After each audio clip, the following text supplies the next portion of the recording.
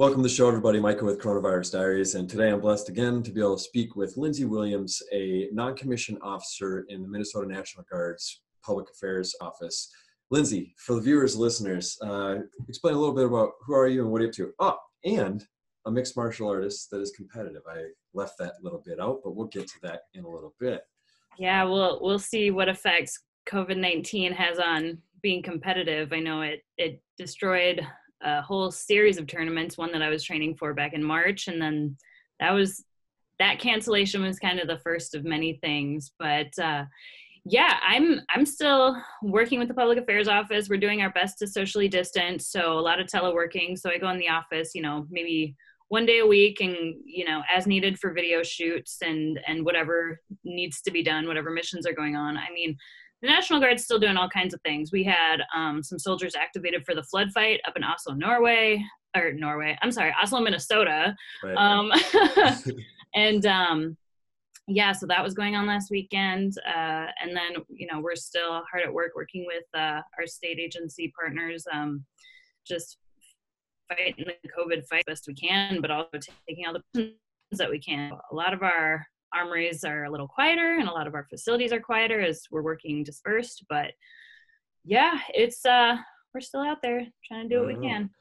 So with the active guard and reserve, currently is there any talk of like furloughs or like reduced time or anything, or is it still you got the same hours that you would have had? Yeah, there's no talk of that right now. I mean, we're just trying to be the service that we can. I don't think they would want to mitigate us as an asset. So, I haven't heard anything. Great. Do you know how many troops were mobilized to go up to that flooding? Was it just like one unit, or was it? Yeah, it might have been just a fraction of soldiers from one of the companies from 2 of the 136. So I forget which armory they came out of, but yeah, from that battalion they went up there. So it wasn't too many, but enough to get filling sandbags. Are they going up with heavy equipment, or Yeah, a lot of that. I think all the photos are on our Facebook page. So facebook.com/Minnesota National Guard. Right on. So before we jumped in our session, you had a big announcement. You bought a house during a pandemic, or you've put it's contingent on inspection. It sounds like, but all things, fingers crossed, everything goes to plan. You will have bought a house during a pandemic. Curious your thoughts on the process and kind of. It's been an interesting process, and from my vantage point and from the vantage point of the realtor that I was working with, the market's still moving. There were a lot of houses that I put on my favorites list that I didn't even get to see because the next day they had an offer that had been accepted. So things are still moving, and where and when people can buy, they are. And yeah, I know for me, I thought about home ownership for a while now, and I'm just in a place, in life and financially, and where it just seemed like the way to go. And honestly, I wanted to take advantage of low interest rates and things like that. So I went for it, and not looking back yet. So we'll see. So speaking of interest rates, was it you got in at low threes? Yeah. Outstanding. So that's a big reason to go for it, especially if you're in stable employment under the circumstances. Right. And I'm one of those who is very fortunate to have, stable employment and to be able to still be working. And my heart goes out to those who can't and would like to. But, it almost, I don't know, there's a lot of things that just like go for it. It's life, right? I mean, you're just riding the wave.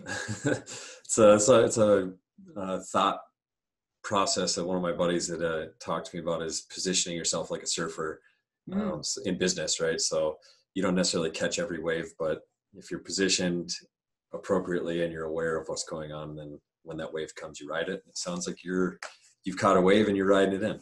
Yeah. Was I there mean,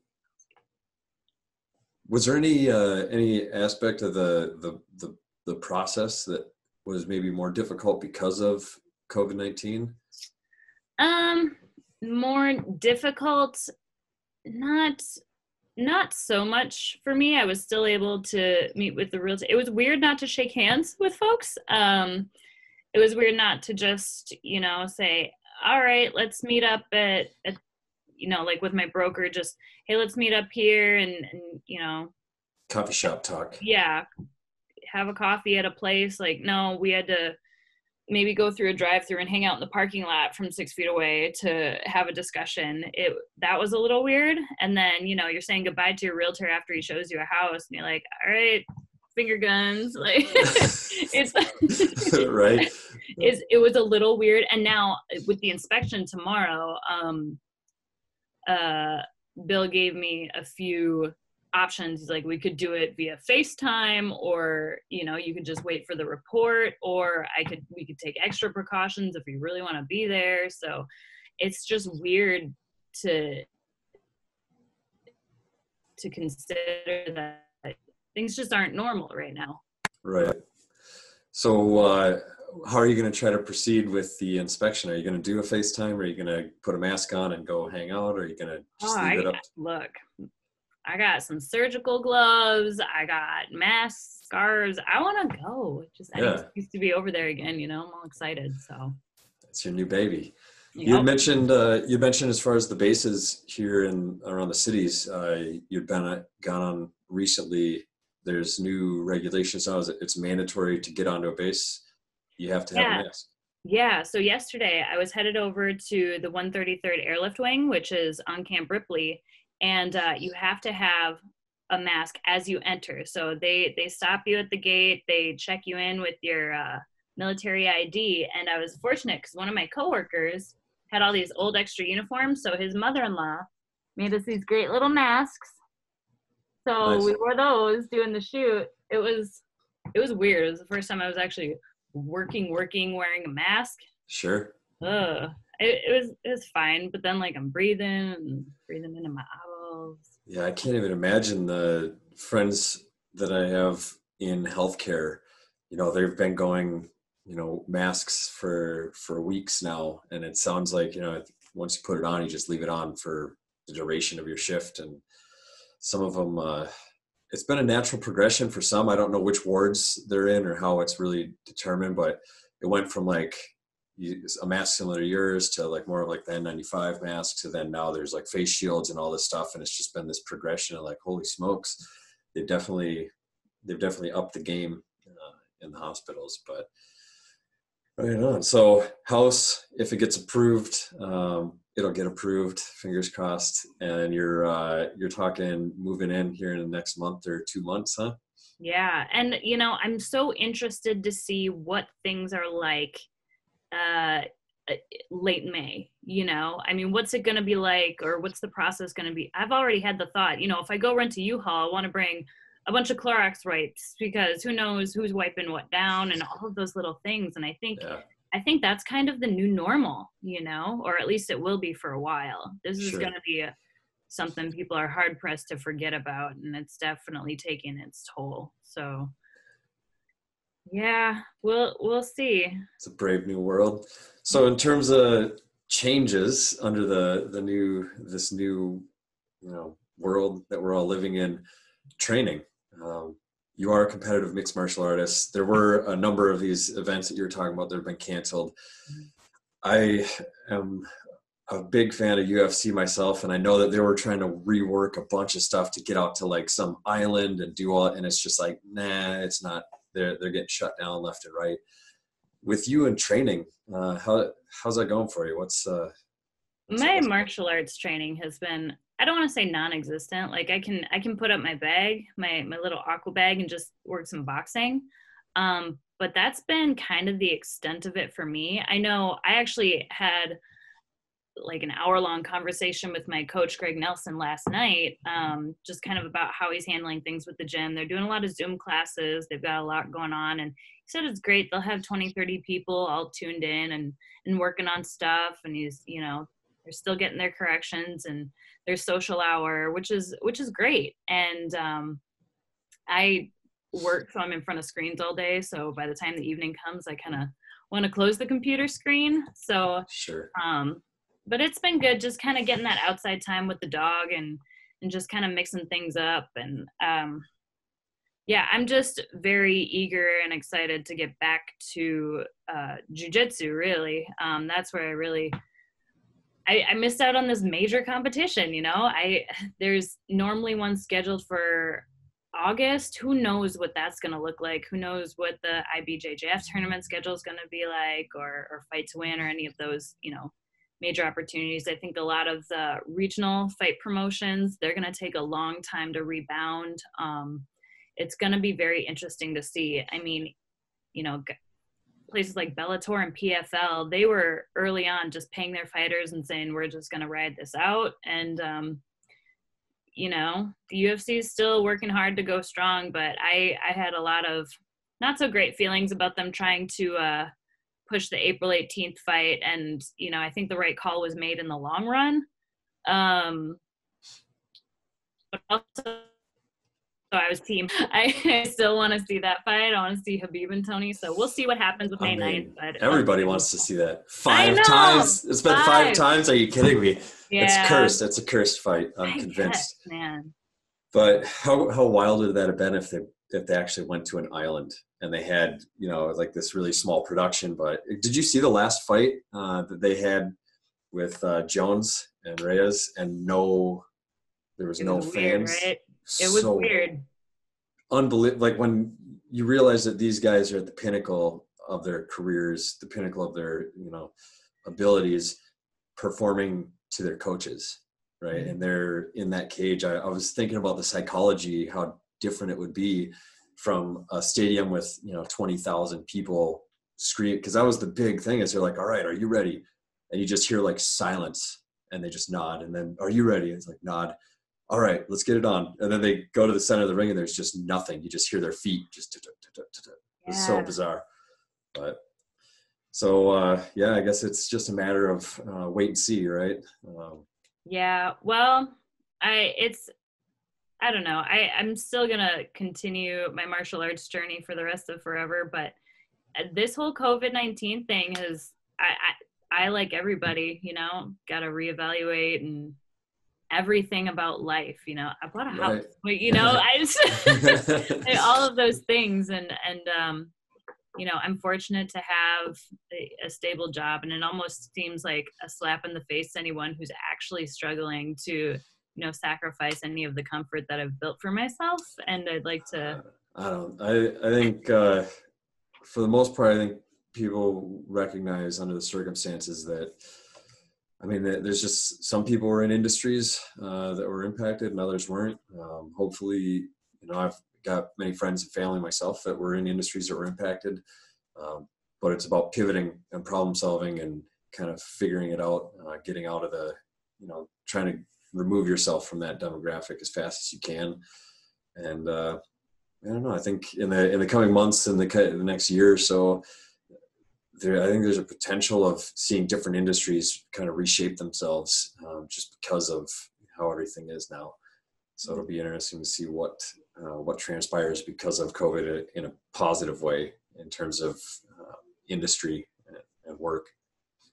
Yeah, that'll be interesting, especially different parts of the country as well. Yeah, Michigan, we were talking a bit before we started how they've hit 25% unemployment for their workforce, and just what, you know, kind of how that is playing out. Sounds like there's protests, which sounded like there's thousands of people. I saw some videos of a lot of the roadways around the Capitol had been blocked by a lot of traffic, but they're out protesting the lockdowns because they want to get back to work. And I can imagine, you know, 25% of the workforce being without a job, that's gonna create a pain point for that state, and that, you know, it's going to be interesting to see how they handle it. Yeah, it is. And if I recall correctly, Michigan, or maybe I'm confusing them with Wisconsin, they implemented a very tight lockdown a little bit earlier than we did, but you know, this is a hard tightrope that we have to walk right now as a society. You know, what's the balance of keeping people safe versus keeping our economy moving? And, you know, I don't know.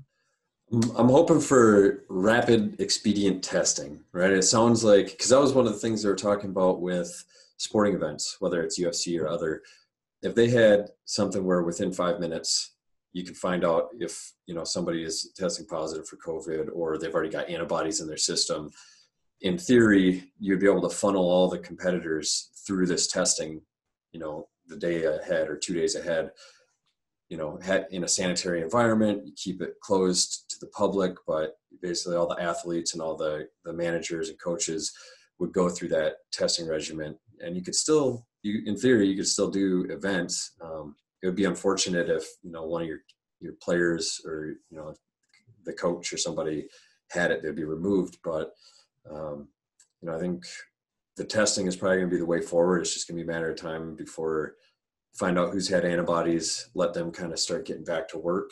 And if they find that you can't get it again, there's some weird information coming out, I think in South Korea about, you know, there's roughly 100 people that they believe it like reactivated in their system, which is a scary thought, they were tested and shown to not have it or to have it recovered fully.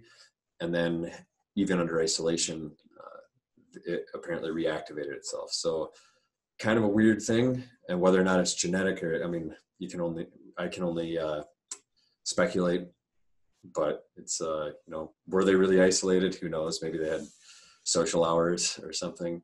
Yeah. But having that antibody testing would be phenomenal. But at the same time, you know, we have, how do we implement it? Who determines what gets implemented where, and all of those things? It's you know, does it go to the governors? Does the federal government dictate something? Is that, I mean, I know that's been a weird back and forth over the last, you know, few weeks, couple months at this point. I don't know where the time's gone. But, you know, I just, I hope we can figure something out, because even when you talk about industry coming back, and even if sports are the first thing to come back and we start testing all these athletes, that's, you know, that's something. But if we're utilizing our testing for the sake of entertainment and sport, where, yeah, it'd be entertaining for the folks who are stuck at home, but at the same time, we're not going to games, we're not doing all those things, we don't have the money to buy merchandise, you know, how it's true. You know, it's hard to determine where exactly the priorities are in that case. Probably got something to do with supply chains and food.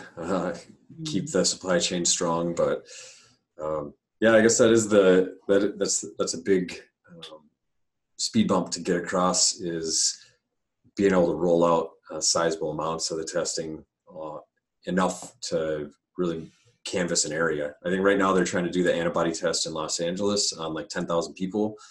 And that's the first hoorah into finding out if the antibodies route is the appropriate route. But I'm sure we'll find out sooner rather than later. But yeah, was there anything that you'd want to touch on before we jump off? And then we're getting to that time. You know, I just I hope everyone's doing well. Try and find your peace. Try and you know, do something that makes you happy. Try not to get too stressed. There's a lot of people in a lot of crappy situations, and yeah, there's not too much I can say. Everyone's going through their thing. Do what you got to do for you and your family. That's that's pretty much what I keep telling my family, is just stay on point when the difficulties arise, which they have been. Just identify, you know, how to circumvent that problem and move forward. But well, Linsey, I can't thank you enough. It's always a pleasure. Congratulations on your house. That's epic. You bought a house in a pandemic. Glad that you're able to, you know, go after something like that under the circumstances. And for all the viewers and listeners, there'll be more information in the About section down below. Until next time, stick around. We got more coming for you.